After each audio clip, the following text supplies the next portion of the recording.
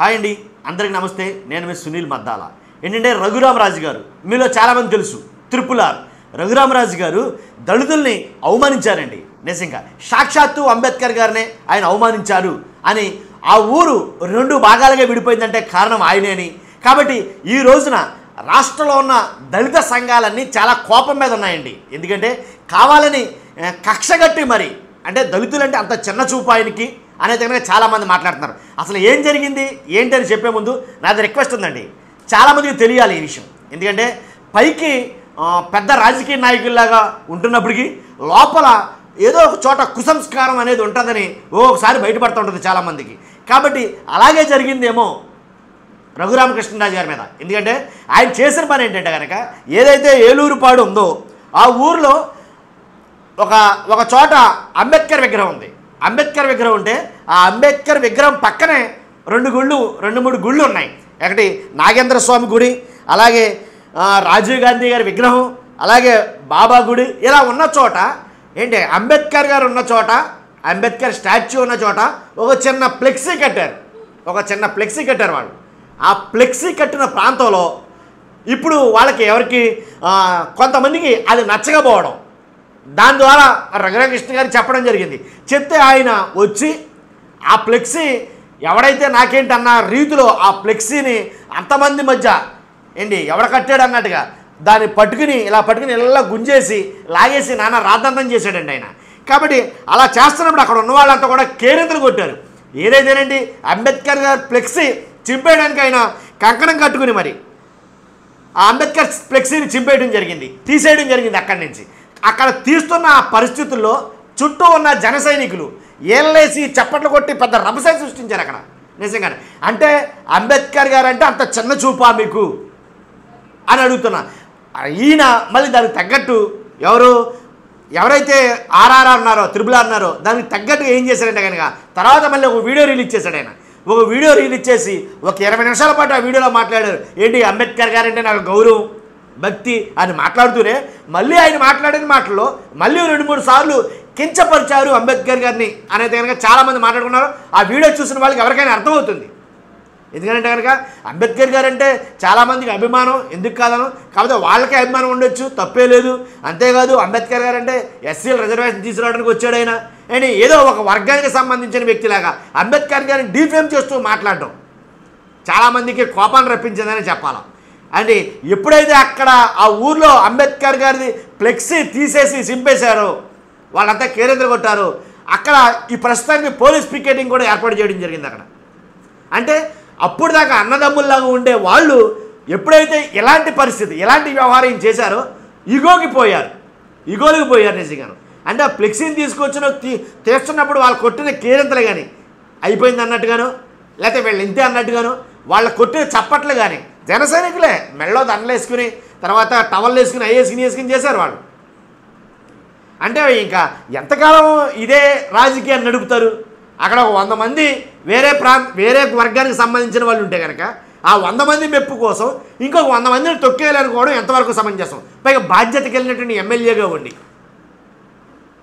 సామరస్యంగా నడపాల్సినటువంటి పరిస్థితులు, సామరస్యంగా వ్యవహరించాల్సిన పరిస్థితుల్లో అలా ఎందుకని రఘురామకృష్ణరాజు గారు చేశారు ఎవరికి అర్థం కాల. కాబట్టి ఆయన మాట్లాడిన తీరు కూడా చాలా దారుణంగా మాట్లాడాడు ఆయన. కాబట్టి ఆయన మాట్లాడిన ఆ వీడియో చాలామంది చూసుంటారు, ఆయన మాట్లాడిన విధానం అవన్నీ కూడాను. కాబట్టి రఘురామకృష్ణరాజు గారి మీద నిజంగా అందరూ కూడాను, ఒకరు కాదు ఇద్దరు కాదు, మొత్తం మ్యాక్సిమం రఘురామకృష్ణరాజు గారు ఆ వీడియో చూసిన ప్రతి ఒక్క దళితుడు కూడాను ఆయన మీద చాలా కోపంగానే ఉన్నారని చెప్పాలి.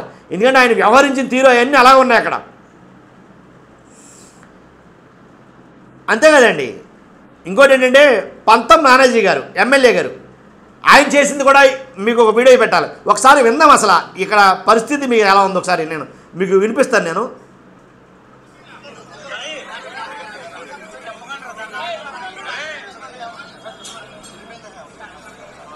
రఘురామకృష్ణరాజు గారు ఫ్లెక్సీ అది చంపడానికి ట్రై చేస్తున్నారో వాళ్ళు అరుపులు చూడండి ఎలా అరుస్తారు.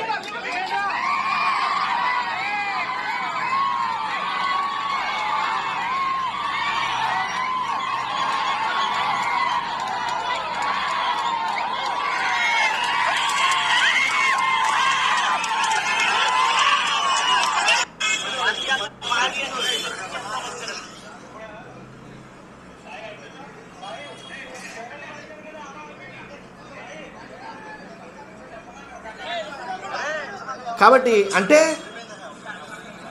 అక్కడ ఉన్న 100 మందిని సంతోష పెట్టడం కోసం, వాళ్ళ ఇగోని సాటిస్ఫై చేయడం కోసం.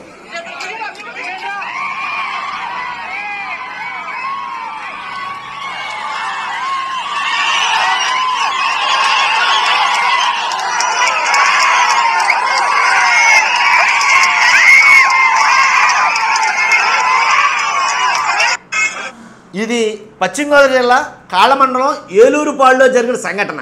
అసలు అక్కడ పరిస్థితి చూస్తే అసలు అంబేద్కర్ స్టాచ్యూకి ఆ ఫ్లెక్స్కి సంబంధమే లేదు. పైగా ఈయన లేనిపోయిన ఆరోపణలు దళితుల మీద, ఈయన చేసిన ఆరోపణలు ఎలా అంటే అక్కడ రౌడీల్లా ఉండి వాళ్ళు ఎవడైతే నాకేంటి మేము ఫ్లెక్సీ కడతాం మమ్మల్ని ఆపివాడు ఎవడం, కాబట్టి అనంటే కనుక ఆపి మగాడు ఏంటి ఎవడో లేడు అన్నట్టుగా వాళ్ళు మాట్లాడుతున్నారు. అది చాలా తప్పు.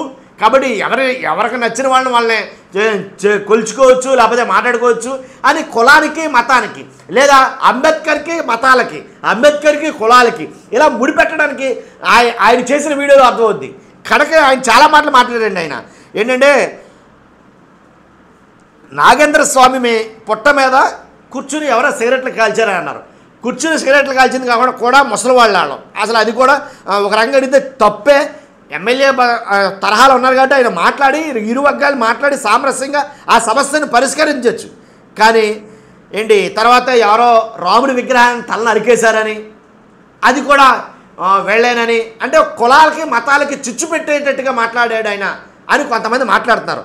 కాబట్టి ఏదేమైనా మొత్తానికి అంబేద్కర్ విగ్రహాన్ని అంబేద్కర్ ఫ్లెక్సీని చంపడం, అంబేద్కర్ని అవమానించడమే అని చెప్పేసి దళితులందరూ కూడా చాలా అంటే మన వాళ్ళకి చాలా ఆవేశంతో ఉన్నారు. అంతేకాదు రాష్ట్రంలో ఉండేటువంటి మెయిన్ అంబేద్కర్ దళితులు ఉన్నటువంటి దళిత ఏదైతే సమితులు ఉన్నాయో లేదా దళిత సంఘాలు ఉన్నాయో రాష్ట్ర కార్యదర్శులు కానించి రాష్ట్ర అధ్యక్షులు కానించి చాలామంది అయితే కనుక దీన్ని ఖండిస్తున్నారు. నాకు తెలిసి రానున్న రోజుల్లో దీని మీద ఇంకా కఠినమైనటువంటి చర్యలు తీసుకునే అవకాశం ఉంది.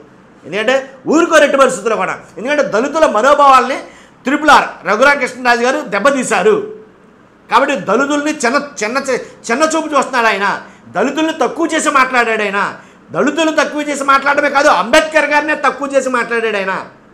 అంబేద్కర్ గారిని అవమానించాడు ఆయన అని చాలామంది మాట. అంటే మీ పార్టీలో కావాలని ఇలా చేయమన్నారా? చంద్రబాబు నాయుడు గారు ఇలా చేయమన్నారా ఆయన్ని? లేదా పవన్ కళ్యాణ్ గారు అలా చేయమన్నారా? అంటే జన సైనికులు అక్కడ ఉన్నటువంటి ఒక 20 మంది 30 మంది ఏళ్ళేసి చప్పట్లు కొడితే మీరు హీరోయిజం చూపించాలనుకున్నారా అనేది చాలామంది మాట్లాడుతున్నారండి. కాబట్టి వీటన్నిటికీ సమాధానాలు ఉండాలి అసలు. కాబట్టి అంటే బాధ్యత కలిగినటువంటి ఒక ఎమ్మెల్యేగా ఉండేటువంటి ఆయన ఒక గొడవ వస్తే సామరస్యంగా దాన్ని సమర్థించాలి తప్ప దాన్ని పెంచి పెద్ద చేయడం ఎంతవరకు సమంజసం చాలామంది మాట్లాడుకున్నారు. చూస్తున్నా మీరు అందరూ కూడా మీ అభిప్రాయాన్ని ఖచ్చితంగా ఈ వీడియో మీద తెలియజేయండి.